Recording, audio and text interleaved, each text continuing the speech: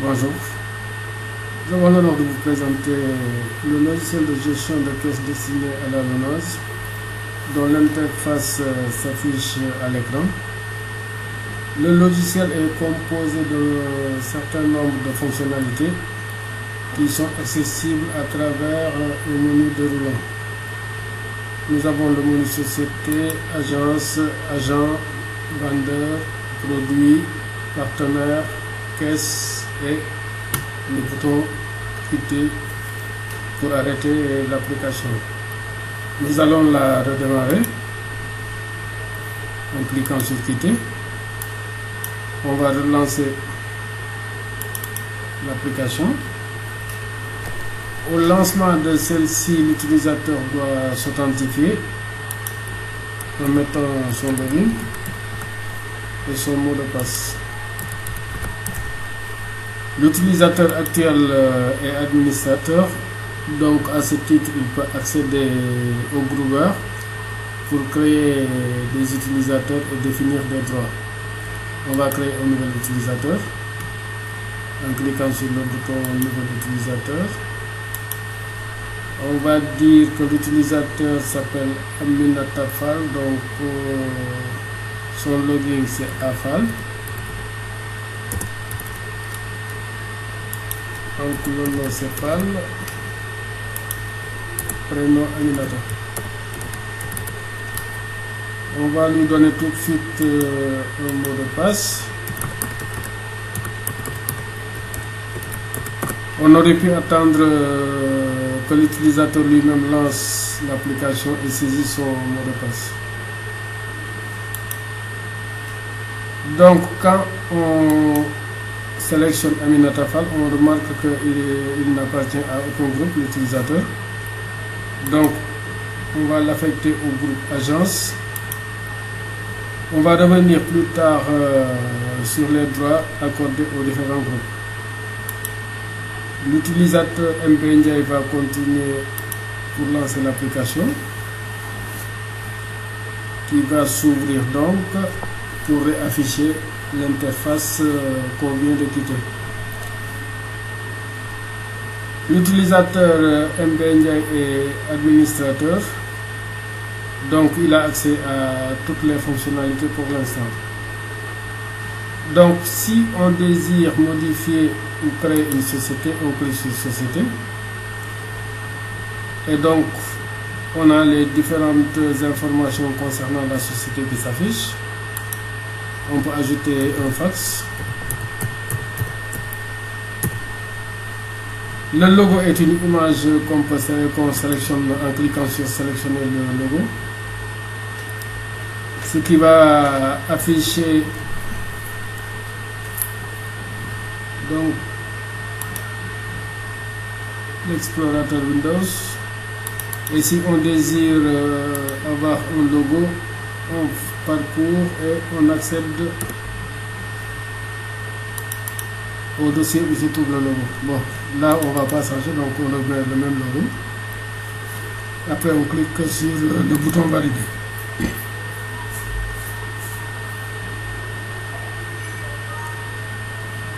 Voilà qui est fait.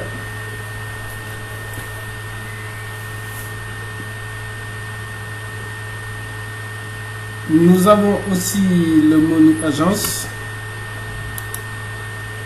qui va nous permettre de faire avec la commande mise à jour, qui va nous permettre donc de mettre à jour des agences, soit de créer une nouvelle agence, donc supprimer, ou bien de modifier directement.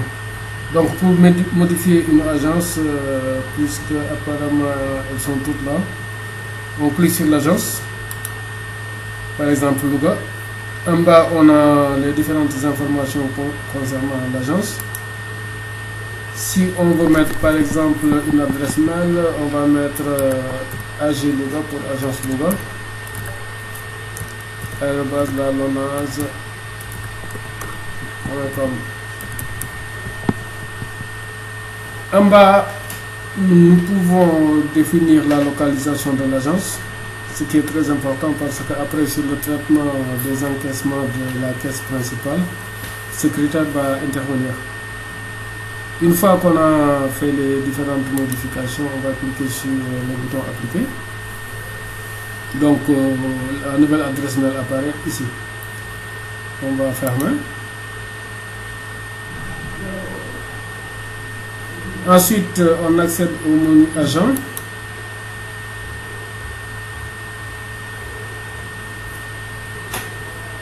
Pour créer un nouvel agent, on clique sur saisie. Le système va afficher dans la liste des logins tous les utilisateurs qu'on a créés au niveau du groupeur utilisateur et pour lesquels on n'a pas encore créé l'agent correspondant au niveau de l'application. Donc pour l'instant, le seul login disponible, à part celui de superviseur, bien sûr, qui est l'utilisateur du système, c'est AFAL, comme vient de créer. Donc on clique sur AFAL, ce qui va nous permettre d'afficher son prénom et le nom. Ensuite, on peut ajouter les autres informations. Par exemple, le mail, on va mettre afal@lalonage.sn. On met son adresse.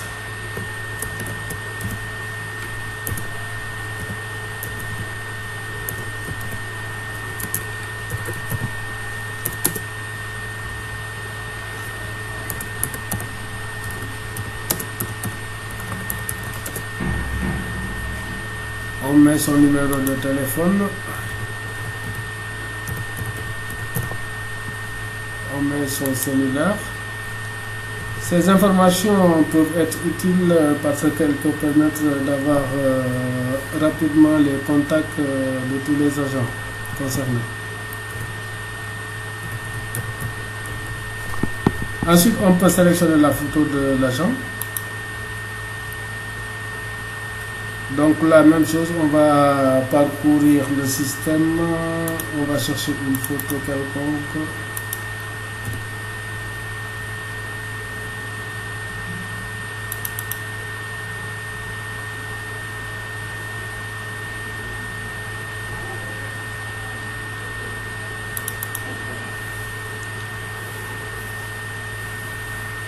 Donc là, on a l'agent, on clique sur enregistrer.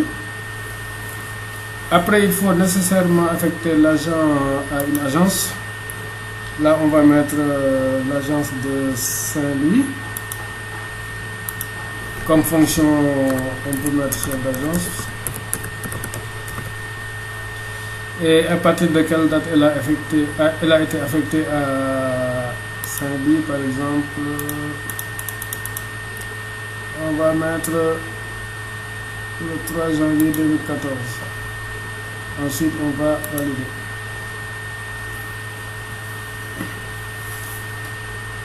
Donc, puisqu'on vient d'utiliser le login AFAL, celui-ci n'apparaît plus sur la liste. Ça veut dire qu'on ne peut pas l'affecter à un autre agent parce que le login est unique. Deux agents ne peuvent pas avoir le même login. Pour les vendeurs, on procédera de la même façon pour les saisies. Donc, lorsqu'on clique, on peut saisir le prénom. Supposons Amadou Diallo.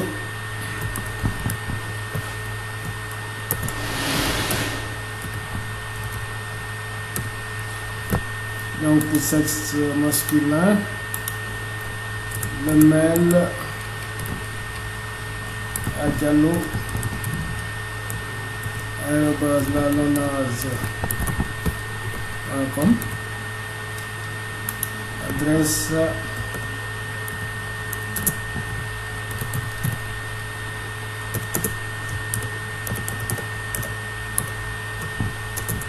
Italie. Téléphone, le cellulaire,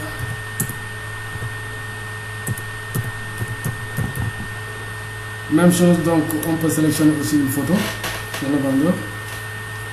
Plus tard, on pourra utiliser ces photos pour faire des badges, par exemple, pour tous les agents. Une photo. Je prends une photo.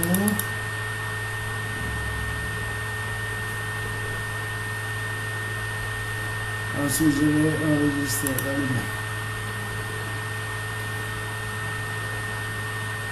Même chose, donc il faut attacher un module à une agence.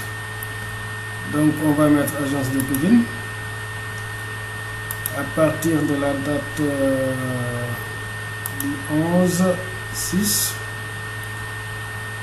observation.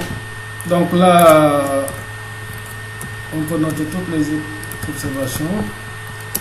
Efficace dans son travail, par exemple. Ensuite, on va valider. Voilà. Donc ensuite, on va fermer.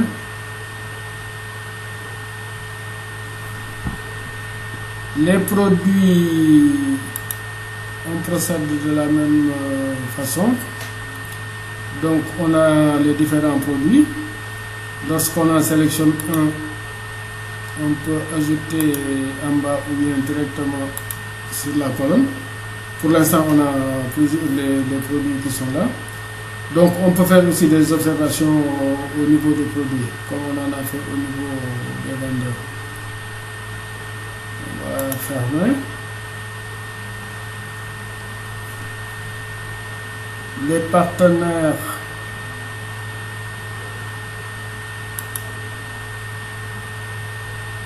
donc on peut faire aussi la même chose, faire des mises à jour, c'est-à-dire ajouter de nouveaux partenaires, en supprimer ou bien effectuer des modifications. La procédure étant la même que pour les agents ou pour les produits.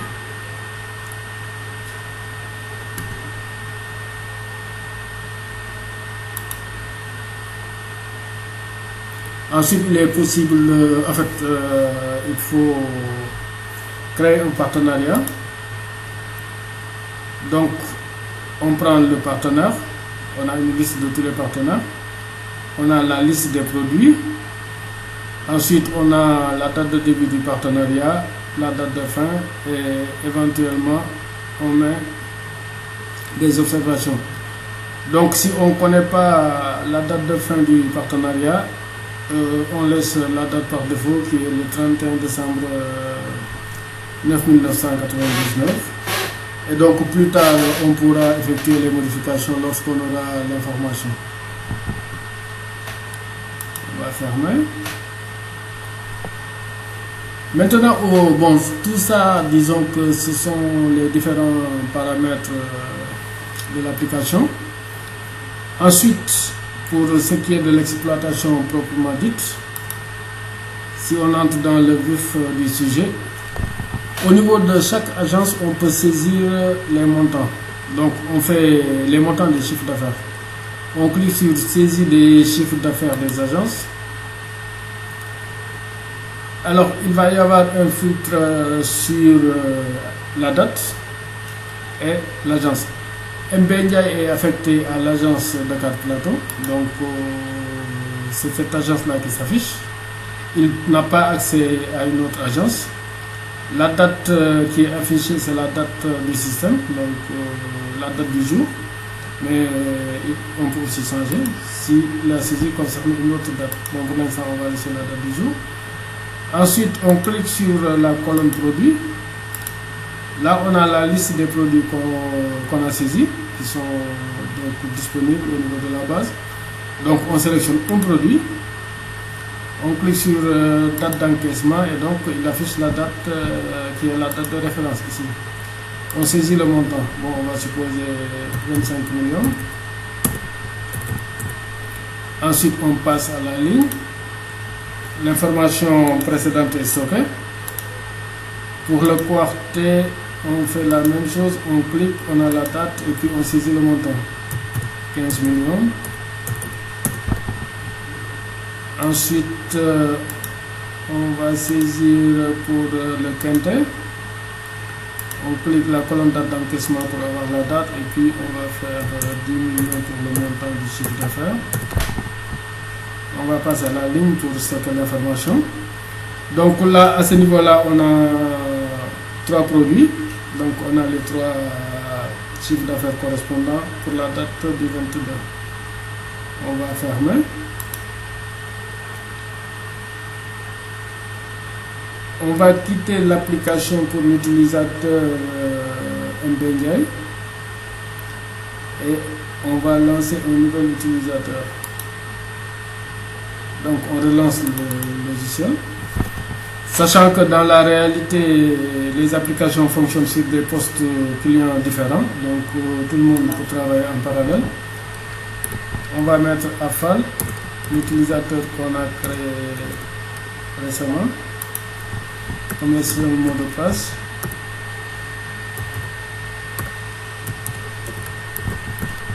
Ensuite, on va lancer. Ce qu'on remarque déjà, c'est que l'utilisateur Aminata Fall n'a pas accès au groupe utilisateur parce que il n'est pas administrateur, donc il ne peut pas créer d'autres utilisateurs. Il arrive directement au niveau de l'interface de l'application. Et chaque fois qu'on lance, le système nous affiche bonne session de travail avec l'utilisateur courant. Donc on va au niveau des caisses. En principe, elle est au niveau de Saint-Louis, donc on va saisir. Donc voilà. Elle va saisir pour l'agence de Saint-Louis. On va conserver la même date. On va mettre par exemple pour le tiercé la date 5 millions.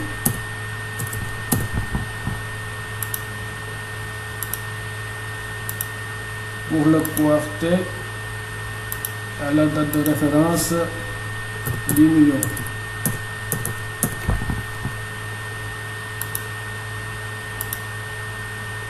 Pour le couplet, à la date de référence 20 millions.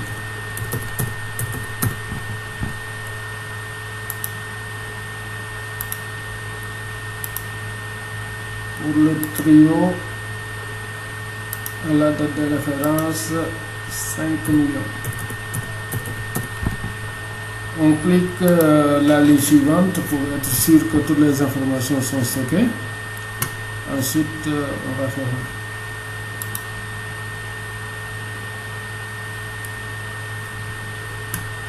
On va quitter pour permettre à un administrateur de revenir à un autre utilisateur.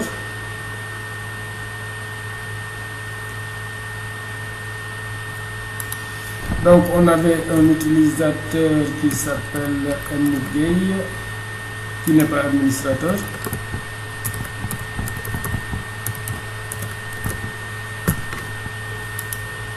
On va lancer l'application. Donc il va arriver directement au niveau de l'interface de l'application. On va lui permettre de saisir. Logiquement, il est à l'agence de la Médina.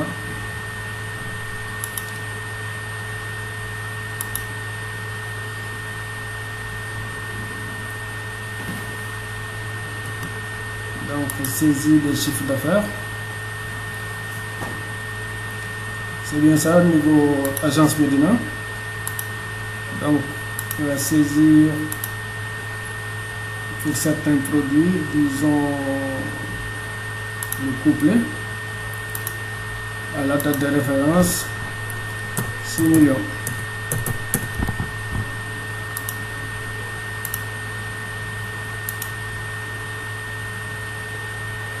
Le trio, à la date de référence 4 millions. Et sur la ligne suivante, on va fermer. Donc là, nous avons les chiffres d'affaires au niveau de 3 agences. On va quitter. Maintenant, nous allons revenir avec un administrateur.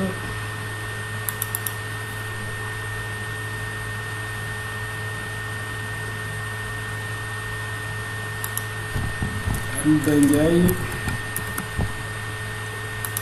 son mot de passe. On va lancer l'application.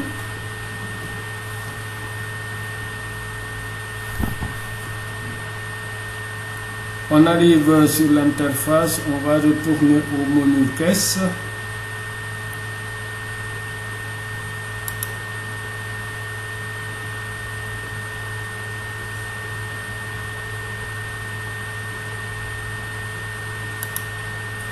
Donc là, on va faire les agrégations des chiffres d'affaires par agence. Alors à ce niveau-là, le système nous propose simplement la date du jour. Donc date début, date fin, c'est le 22/6/2014. Et quand on regarde bien, le système a fait la somme de tous les montants pour chaque agence. Donc Dakar Plateau, le total ça fait 50 millions, Médina ça fait 10 millions et Saint-Louis ça fait 40 millions. On aurait pu changer, mettre une date bien avant celle-ci. Par exemple, moi je vais mettre ça au hasard. Entre le 3/2/2014, l'application n'existait pas encore, jusqu'au 22/6, je vais faire afficher. Donc là, pour les dates concernées, donc le 25, le 25/5, le 26/5, etc., on a des montants que j'avais saisis bien avant. Donc on a toutes les agences, Dakar Plateau, Diourbel que j'avais saisi avant, Kaolack que j'avais saisi avant, Médina dont certains sont saisis avant, Saint-Louis qui n'est valable que pour aujourd'hui parce que les saisies précédentes ne concernaient pas cette agence-là. On peut aussi imprimer en cliquant sur le bouton imprimer. Bon, pour l'instant, l'imprimante est un fichier PDF. Donc, on a la même chose, la liste de tous les chiffres d'affaires par agence et par date. Et ensuite, à la fin, on a le total général et on a le nombre d'encaissements qui est ici de 17. Donc là je vais fermer. Pour ce qui est des agences,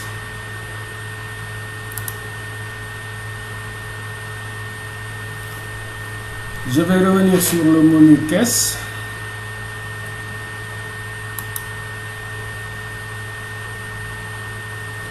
Donc là, on a des agrégations des chiffres d'affaires par agence et par produit. Donc c'est plus détaillé parce qu'on a intégré les produits.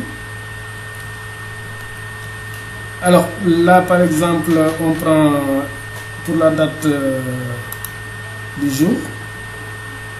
Pour chaque agence, donc on a la liste des chiffres d'affaires par produit. Même chose, c'est-à-dire qu'on peut aussi modifier les dates de début et de fin. Donc on va dire 6, on va afficher. Donc là on a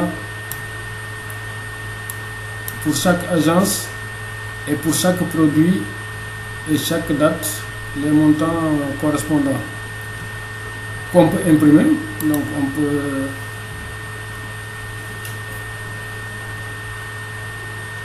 donc là il nous donne pour chaque agence, par exemple agence Dakar Plateau, on a pour tous les produits et pour chaque date les montants. Ensuite on a le total de l'agence pour Dakar Plateau ici et ça passe à une autre agence, agence de Diourbel. Pour tous les produits, à la fin, il nous donne le total de l'agence de Diourbel pour la période considérée. Ensuite, il passe à l'agence de Kaolack, ensuite l'agence de Médina, ensuite l'agence de Saint-Louis. Et après, on a le montant total et le nombre d'encaissements pour tous les produits et toutes les agences. On va fermer. On peut aussi, à partir de ces données-là, générer un fichier Excel en cliquant sur Excel. Donc, le système va créer un fichier Excel.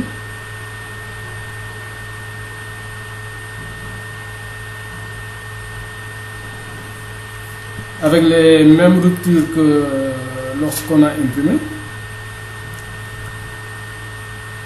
Donc, il prend l'agence de plateau, tous les produits et toutes les dates concernées. Donc, c'est trié dans l'ordre des dates, tous les montants correspondants.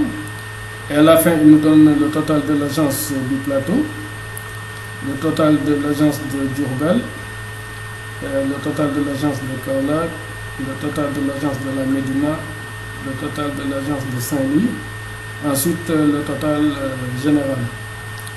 Ça permettra éventuellement d'exploiter les feuilles Excel pour faire d'autres traitements comme des représentations graphiques pour pouvoir comparer les différentes agences.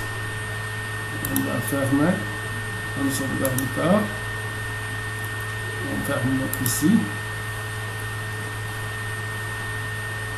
Donc là, ça concerne les agences et les chiffres d'affaires qu'elles ont réalisés par produit et par date. Ensuite, au début, tout juste avant de mettre l'application en production, on doit saisir les soldes initiales pour savoir les montants qui sont disponibles. Alors, si on ne saisit pas des soldes pour une agence, le solde initial pour une agence donnée, le système va mettre 0. Donc là, on va faire ça. On prend une agence, par exemple, on prend Ziguinchor, date solde, c'est-à-dire la veille du lancement de l'application, par exemple le 22. Heure solde, on met le montant. Combien il y avait de l'argent, supposons on avait 25 millions. Et ensuite on peut faire une observation en disant que ce solde est le résultat des mouvements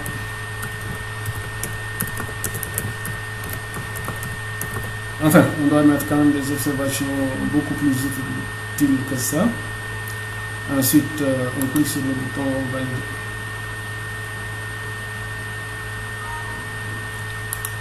Voilà, c'est bon. Donc, on va fermer ensuite.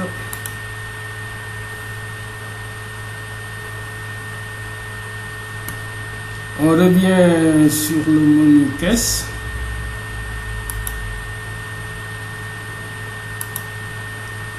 Donc là maintenant on s'intéresse aux encaissements réalisés par la caisse principale. Donc pour l'instant on va regarder ici au niveau de pour la date de référence du 22. Bon, j'ai tout affiché parce que logiquement c'est toutes les agences, mais après on peut filtrer pour enlever tout ce qui est 0. Donc ce qu'on remarque, c'est que par exemple si on prend les agences Dakar Plateau, on avait pour la date du 22 50 millions, le montant encaissé est 50 millions parce que c'est 100%. Donc la différence sur la date du jour c'est 0. On avait un ancien solde qui est issu des traitements antérieurs que j'avais effectué qui était de 110 millions et donc le nouveau solde ne change pas. Bon, on dit que par exemple le responsable au niveau de la caisse centrale qui a effectué ça, donc on suppose que c'est Bédi Diallo. Pour l'agence de la Médina, c'est la même chose. On avait 10 millions la date du jour, on a encaissé les 10 millions, mais il y avait un ancien solde de 210 millions qui est resté. Et l'agence est toujours Bédi Diallo. Alors maintenant, pour les agences des régions que sont Saint-Louis et Ziguinchor, aujourd'hui, Donc Ziguinchor c'était avant. Pour Saint-Louis par exemple, on a 40 millions. Donc on sélectionne Saint-Louis. Et donc dès qu'on sélectionne Saint-Louis, on l'a ici. Le montant encaissé par exemple sur les 40 millions, on va dire qu'on va encaisser les 30. On met 30 millions. Donc au fur et à mesure qu'on saisit, on a le montant encaissé et la différence qui s'affiche, qui peut pas être négative. Donc là, quand on a nos 30 millions, il reste ici 10 millions. Alors par défaut, c'est toujours l'agent Bédi Diallo qui est responsable. Bon, parce que pour l'instant, il n'y a que lui sur la liste. Éventuellement, on peut mettre d'autres responsables dessus. Donc, une fois que c'est fait, on peut mettre aussi des observations. On va fermer. Donc, pour les agences de Dakar, c'est 100%. Pour les agences des régions, on détermine en fonction des besoins et du disponible. On va quitter pour revenir un peu sur le groupe utilisateur. Donc, je vais relancer l'application avec un administrateur.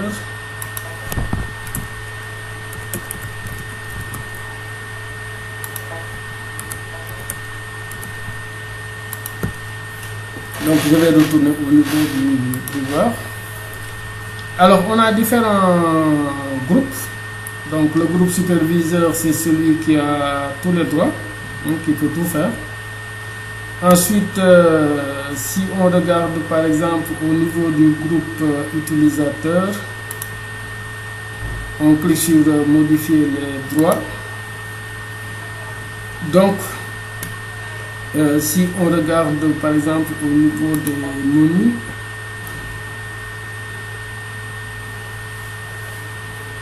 du menu principal,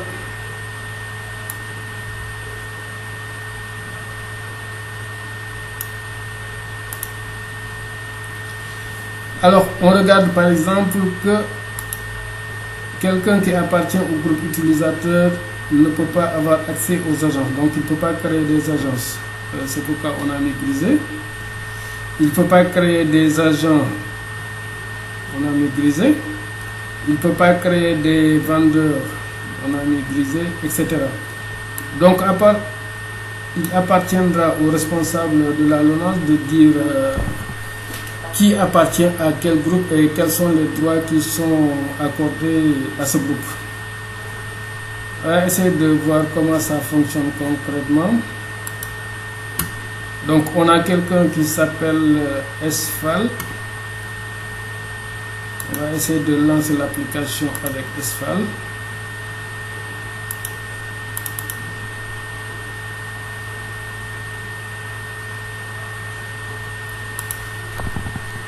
SFAL. On va mettre son mot de passe.